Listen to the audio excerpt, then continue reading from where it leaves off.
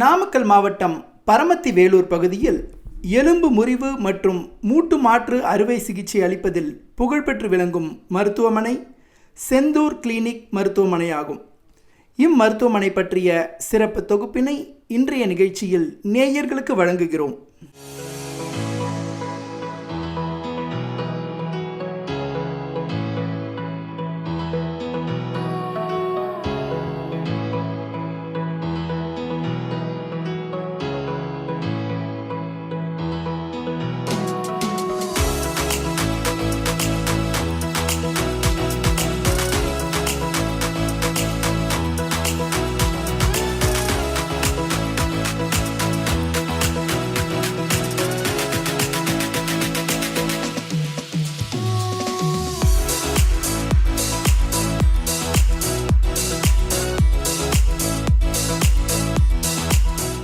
இம்மருத்துவமனையின் இயக்குனர் doctor D Arunraj அவர்களை தற்சமயம் நேயர்களுக்கு அறிமுகம் செய்கிறோம். வணக்கம், நான் டாக்டர் அருண்ராஜ் ஆவேன். நான் ஆர்த்தோபெடிக்ஸ் டாக்டர் ஆவேன். எலும்பு முறிவு மூட்டு மாற்று அறுவை சிகிச்சை நிபுணர் மற்றும் முதுகுத்தண்டுவடை அறுவை சிகிச்சை நிபுணர் ஆவேன். நான் கடந்த 2009 இந்த பணியை சிறப்புடன் செய்து வருகிறேன். இப்பொழுது நான் பரமத்தி வேலூரில் ஒரு கிளினிக்கை வைத்து கொண்டிருக்கிறேன். அங்கு 5 வருடங்களாக நான் இந்த பணியை அங்கு செய்து கொண்டிருக்கிறேன். மெயினாக மூட்டு தேய்மானம் மற்றும் எலும்பு அடர்த்தி குறைபாடு, அதாவது ஆஸ்டியோ ஆர்த்ரைட்டிஸ் அப்புறம் ஆஸ்டியோபொரோசிஸ், இது ரெண்டுக்கு தான் அதிகமாக வராங்க. அடுத்தது ரோட் டிராஃபிக் ஆக்சிடென்ட்டு, அதாவது விபத்து ஆகி வர நோயாளிகள். அடுத்தது நம்ம பார்த்திங்கன்னா முதுகுத்தண்டுவட பிரச்சனைகள், டிஸ்க் பிரச்சனை, அதாவது நம்மளோட முதுகுத்தண்டுவடக்கு இடையில் உள்ள அந்த ஜவ்வு கிழிதல், அதோட பிரச்சனைகளோட வராங்க நிறைய பேர்.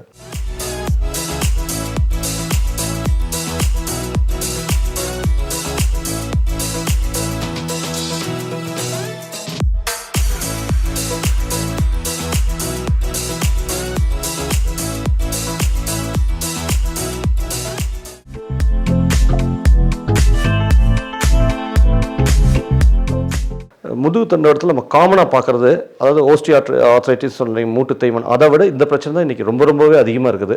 முதுகு தண்டுவடத்துக்கு நடுவில் நம்மளுக்கு டிஸ்க் அப்படின்னு சொல்லுவாங்க, அதாவது ஜவ்வு. இந்த ஜவ்வு என்னென்னா 16 வயசு வரைக்கும் ரத்த ஓட்டம் இருக்கும். அதுக்கு மேலே இதுக்கு ரத்த ஓட்டம் நின்றுடும், ஏன்னா வளர்ச்சி முடிஞ்சிடும். அதுக்கப்புறம் அதுக்கு ரத்த ஓட்டம் இருக்காது. அதனால் அவங்களுக்கு என்ன ஆகுனா, ஏதாச்சும் நம்ம குடிஞ்சி நிமிரையிலையோ இல்லை வெயிட்டு தூக்கிலையோ அந்த ஜவ் அந்த இது கிழிஞ்சிடுறதுங்க. அது கிழிஞ்சி பிதுங்கி வெளில வந்துட்டு நம்மளோட முதுகு தண்டோட நரம்புலேருந்து பிரிஞ்சு வர நரம்பு மேலே அழுத்துறதுனால கழுத்தில் அது ஆச்சுன்னா கைகளில் வலி, மேலே மார்களில் வலி, பின்னாடி முதுகில் வலி, இடுப்பில் ஆச்சுன்னா பின்னாடி காலில் வலி, இடுப்பில் வலி வரும்னு வச்சுங்களேன். அதாவது குடிஞ்சி செய்கிற வேலைகள், நிமிர்ந்து செய்கிற வேலைகள் செய்தால் ரொம்பவே அது வலி வந்துடுதுங்க.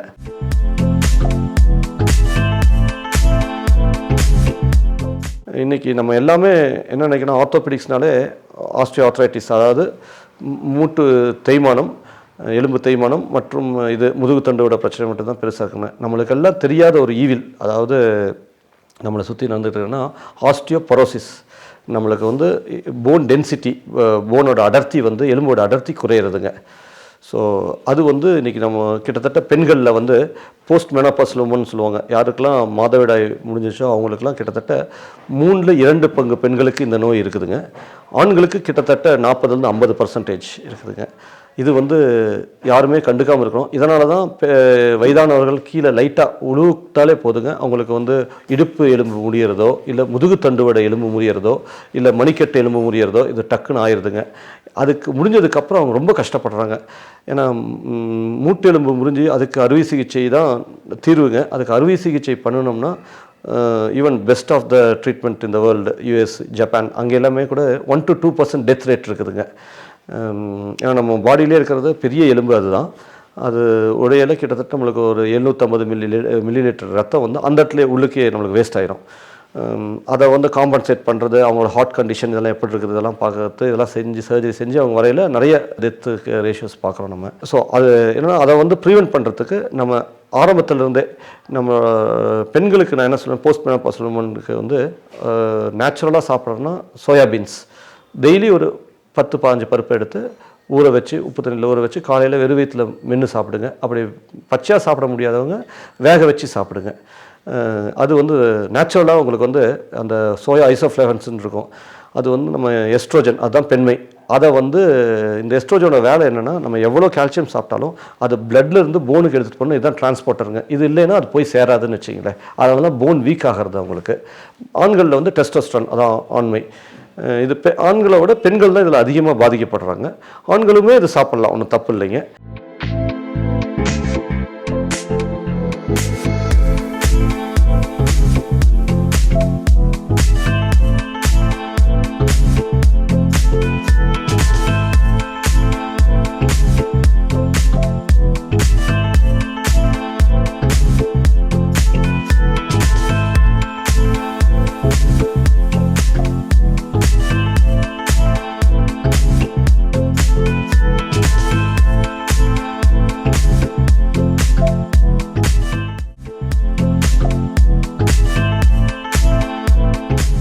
இப்போ நீங்கள் வந்து கேட்டீங்க, ஏன் சி செக்ஷனுக்கு அப்புறம், அதாவது சிசேரியனுக்கு அப்புறம் ஏன் நிறைய பேர்த்துக்கு பேக் பெயின் வருது அந்த மாதிரி. அதுக்கு காரணம் வந்து ஒன் ஆஃப் த ரீசன் வந்து என்னென்னா, அவங்க வந்து ப்ரெக்னென்சியே ஒரு ஸ்ட்ரெஸ்ஸாக எடுத்துக்கிறாங்க.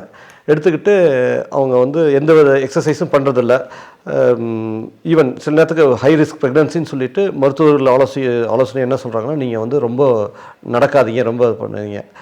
அது கரெக்டு தான். அந்த மாதிரி ஹை ரிஸ்க் ப்ரெக்னென்சியில் ஓகேங்க. பட் மித்தவங்கெல்லாம் என்ன பண்ணலான்னா, கொஞ்சம் சில எக்ஸசைஸும் பண்ணணுங்க. லைக் அதான் நிறையா இன்றைக்கி மருத்துவமனையில் வந்து யோகாங்கிறது வந்துருச்சுங்க. ஈவன் அரசு மருத்துவமனையிலே யோகா சொல்லித்தராங்க ப்ரெக்னெண்ட்டாக உள்ள விமென்ஸ்க்கு. அந்த மாதிரி ஏதாச்சும் யோகாவோ இல்லை நடைப்பயிற்சியோ அந்த மாதிரி குடிஞ்சு நிமிந்து செய்கிற பயிற்சிகள் வேணால் அதிகம் வேணாங்க. மித்தபடிக்கு எல்லாம் செய்யணுங்க. செஞ்சால் தான் அது பின்காலத்தில் பேக் பெயின்ங்கிறத வந்து தவிர்த்துக்கலாம். அவங்க குழந்தை பேர் முடிஞ்சதுக்கப்புறமும் சிவியர் எக்ஸசைஸ் பண்ணக்கூடாதுங்க. 6 மந்த்ஸ்க்கு அவங்க வந்து கொஞ்சம் முடிஞ்ச அளவுக்கு அவங்களோட வேலைப்பளுவை குறைச்சி நிதானமான எக்ஸசைஸ் மட்டும் பண்ணிக்கிட்டால் நல்லதுங்க.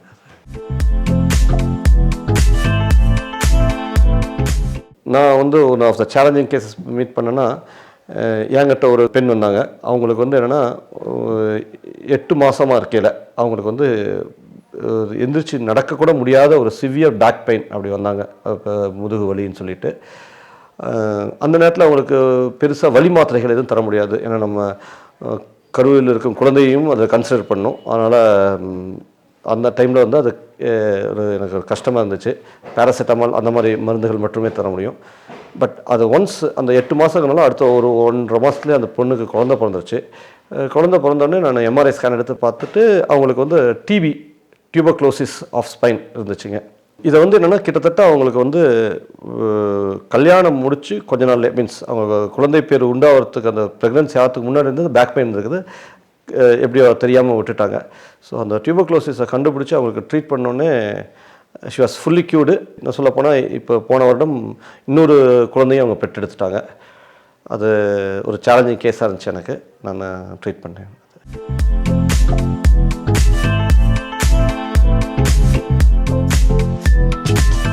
கைகளோ கால்லையோ எலும்பு முறிவு ஏற்பட்டு அவங்க வலியால் துடிச்சிக்கிட்டு இருக்கையிலையோ இல்லை ரத்த கசிவுகள் இருந்தாலோ ரத்தம் வெளியே இருந்தாலோ பக்கத்தில் இருக்க ஏதாச்சும் ஒரு ஈவன் கட்டைகளோ எதையோ ஒன்று எடுத்து வச்சு அதோட சும்மா கட்டி வச்சுட்டா போதும், அவங்களுக்கு வலி கொஞ்சம் குறையும், ரத்தப்போக்கும் குறையும் உங்களுக்கு. இல்லை அந்த மாதிரி இல்லை வெறும் எலும்புகள் மட்டும் உடஞ்சிருக்குன்னா அதை நேராக வைக்கணும், அவ்வளோதாங்க. நேராக வச்சாலே அவங்களுக்கு வலி நிறையா குறையுங்க.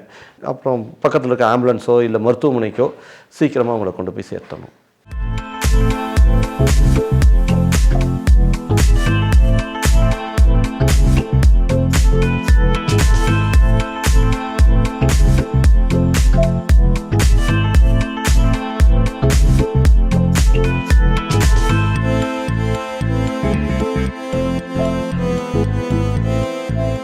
ஆக்சுவலாக என்னோடய ஃபேமிலி பேக்ரவுண்ட்னா அப்பா வந்து வழக்கறிஞர், என்னோடய பிரதர் அண்ணா அவரும் வழக்கறிஞர் தாங்க. ஸோ சிறு வயதுலேருந்தே எங்கள் அம்மாவோட ஆசை வந்து என்னை வந்து மருத்துவன் ஆக்கணும் அப்படின்ட்டு. ஏன்னா அவங்க வந்து சிறு வயசில் பிறந்து வளர்ந்ததெல்லாம் ஸ்ரீலங்காவிலைங்க. அங்கே வந்து அவங்களுக்கு எம்பிபிஎஸ் சீட் கிடச்சும் அவங்களால சேர முடியாமல் போயிடுச்சு. ஸோ என்னை வந்து சின்ன வயசுலேருந்து ஒரு மருத்துவன் தான் வளர்த்துனாங்க. அம்மா மட்டும் சொல்ல மாட்டேங்க, இதில் வந்து என்னோடய பிரதர் என்னோடய ஃபாதர் 2 பேருமே ரொம்பவே எனக்கு இது உறுதுணையாக இருந்தாங்க. என்னோடய பிரதர் இதுக்காக நிறைய தியாகங்கள் கூட பண்ணியிருக்காரு எனக்கு. என்னோடய மனைவி வந்து சிறந்த சர்க்கரை நோய் நிபுணருங்க. அவங்க இருந்தாலும் அவங்க எனக்கு என்னோடய தொழிலில் மிகவும் உறுதுணையாக இருந்து என்னோடய முன்னேற்றத்துக்கு ரொம்பவே ஹெல்ப்ஃபுல்லாக இருந்திருக்காங்க. இது வந்து என்னோடய மாமியார். எங்கள் குடும்பத்துக்கு தூணாக இருக்கிறவங்க இப்போ அவங்க தான். பல விதத்தில் எங்களுக்கு உதவியாக இருக்கிறார். அடுத்தது இது வந்து என்னுடைய முதல் குழந்தை நிதன்யா, 2ஆம் வகுப்பு படிக்கிறாள். இது வந்து என்னோடய குட்டி பையன் தேவ் செந்தூர். மைத்துனர் சரவணன், அவர் மென்பொருள் பணியாற்றி கொண்டிருக்காருங்க. இவங்க வந்து என்னோட மெய்ட் மனோன்மணி அம்மா. இன்றைக்கி வந்து எனக்கு எந்த நேரத்தில் நான் என்ன கேட்டாலும் சரி அவங்க தான் எனக்கு செஞ்சு தருவாங்க. இன்னொரு அம்மான்னா எனக்கு சொல்லணும், எனக்கு அவ்வளோ பாசமாகவும் அன்பாகவும் என்னையும் என்னோடய குடும்பத்தையும் பார்த்துக்குறாங்க. இப்போது எனக்கு என்னோடய குடும்பமே எனக்கு உறுதுணையாக இருக்குது இந்த ஃபீல்டில். அடுத்தது நான் வந்து என்னோடய கிளினிக்கை பற்றி இன்னும் நான் என்ன சொல்லணுன்னா, அங்கே இருக்க என்னோடய ஒர்க்கர்ஸ், அதாவது என்னோடய ஒர்க்கர்ஸ் அவங்களும் என்னோட நல்லாவே உறுதுணையாக இருந்திருக்காங்க. அடுத்தது வேலூர் கிளினிக் நான் தான் போகும்போது அங்கே முன்னே நான் சொன்ன மாதிரி 5 வருஷத்துக்கு முன்னாடி அங்கே எலும்பு முறிவு நிபுணரே இல்லாமல் இருந்தாங்க. நான் தான் முதல் நிபுணர் அங்கே போய் டெய்லி போய் அங்கே செய்தது. அப்போ எனக்கு நிறைய மருத்துவர்கள், அங்கே உள்ள மற்ற மருத்துவர்கள் எனக்கு அவங்களோட பேஷண்ட்ஸ் வந்து என்கிட்ட அனுப்பிச்சு அவங்க ட்ரீட்மெண்ட்டுக்கு அனுப்பிச்சாங்க.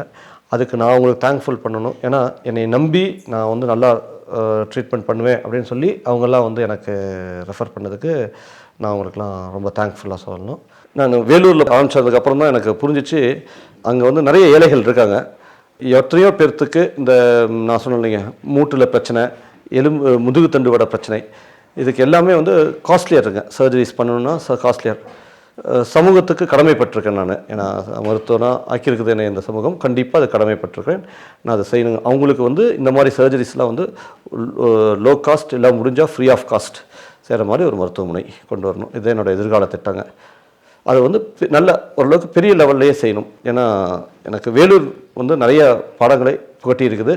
அந்த வேலூர், பரமத்தி வேலூர் அந்த மக்களையும் நான் மறக்கக்கூடாது. எனக்கு வந்து நிறைய விழிப்புணர்வு தந்த இடம்னு நான் சொல்லுவேங்க.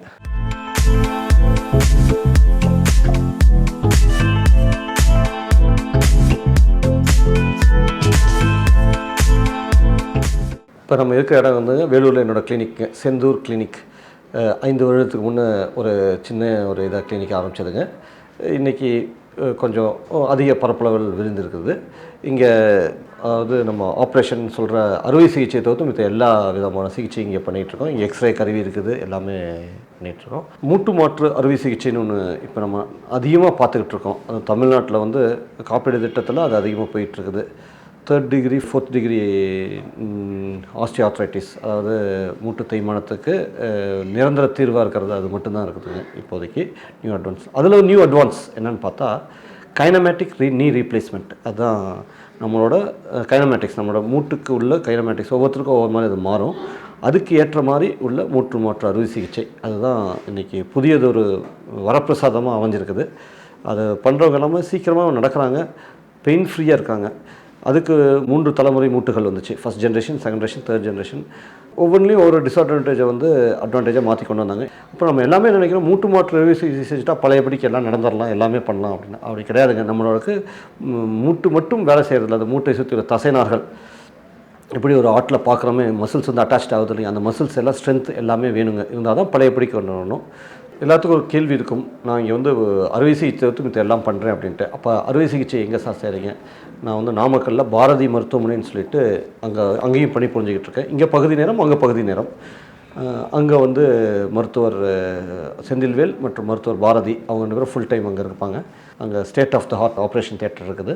அங்கே ஐசியூ உட்பட எல்லா வசதிகளும் இருக்குது. அங்கே வச்சு நம்ம எல்லா விதமான அறுவை சிகிச்சையும் பண்ணிக்கிட்டு இருக்கோம். மக்களுக்கு நல்ல சேவை செய்து கொண்டிருக்கிறோம். முதுகு தண்டுவட எலும்பு முறிவு சிகிச்சை, டிஸ்க் அகற்றும் சிகிச்சை, மூட்டு மாற்று அறுவை சிகிச்சை, ஆர்த்ரோஸ்கோபிக் சர்ஜரின்னு சொல்லிட்டு நுண்துளை அறுவை சிகிச்சை, ஓப்பன் ஊன்ஸு, எல்லா விதமான அறுவை சிகிச்சை பண்ணுறோம். இன்னொன்று என்னென்னா அந்த ஓப்பன் ஊண்டு காம்பவுண்ட் இன்ஜுரின்னு சொல்லுவாங்க. அந்த காம்பவுண்ட் ஃப்ராக்சர்ஸில் என்னென்னா எலும்பு உடஞ்சி வெளியில் வந்துடுறதுங்க, நம்ம ஸ்கின்னு தொலைச்சி வெளியில் வந்துடுறது. அப்போ அந்த பார்ட்ஸும் எக்ஸ்போஸ் ஆகிருக்கிறதுக்கு எல்லாமே தொடை எலும்போ இல்லாட்டி கால் எலும்போன்ட்டு. அதுக்கு வந்து எல்ஆர்எஸ்ன்னு சொல்லிட்டு லிம் ரீகன்ஸ்ட்ரக்ஷன் சிஸ்டம் அதை வந்து பயன்படுத்தி செஞ்சுக்கிட்டு இருக்காங்க. அது நல்லபடியாக ரிசல்ட்ஸ் கொண்டு வந்துகிட்டு இருக்குது.